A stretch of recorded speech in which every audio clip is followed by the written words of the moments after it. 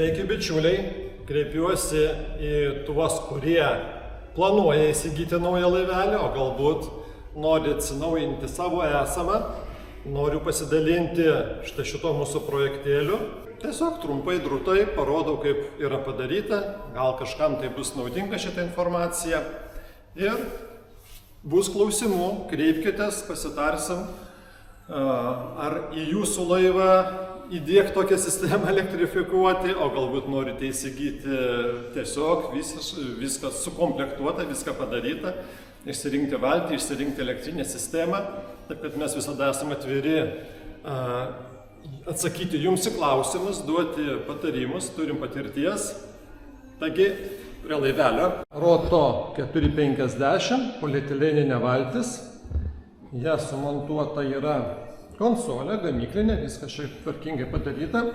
Pastatėm valdiklį, čia yra greičio valdymas, monitorius, kuriame matosi visi parametrai, baterijos talpa, naudojama galia, greitis, motoras yra L kojos, nes yra aukšto transo valtis.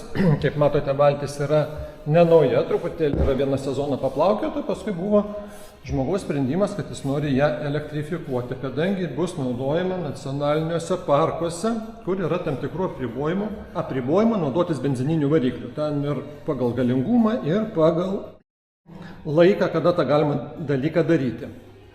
Buvo iššūkis ištaišytą gana žemą dėžę įmontuoti E-Propulsion firminę bateriją, kadangi atstumas nuo dėžutės apačios iki dangtelio yra nedidelis, tai ir baterija tiesiog va taip imti ir įdėti, mum jinai netilpo. Reikėjo ieškoti tam tikrų improvizacijų, ieškoti, kas galėtų mum tą dalyką padaryti, nes turėjo mintį.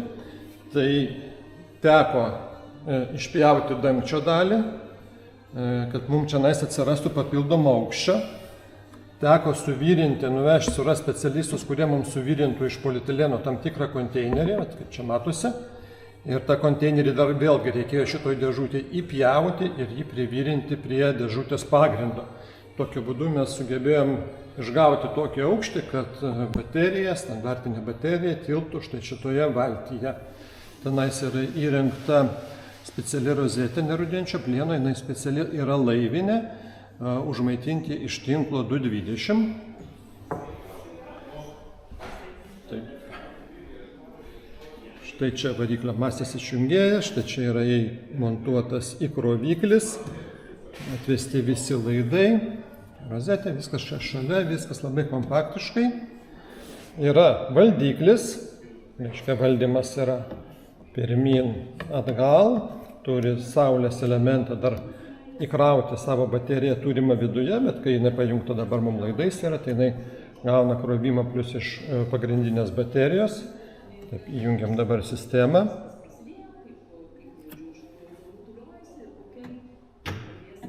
Taip, suklaksėjo akumuliatorius. Akumuliatorius turi štai tokį monitorių taip pat, jis rodo įkrovos lygį.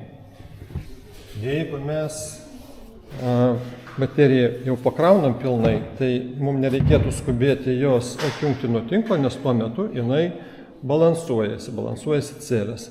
Dabar jungiam ekraną.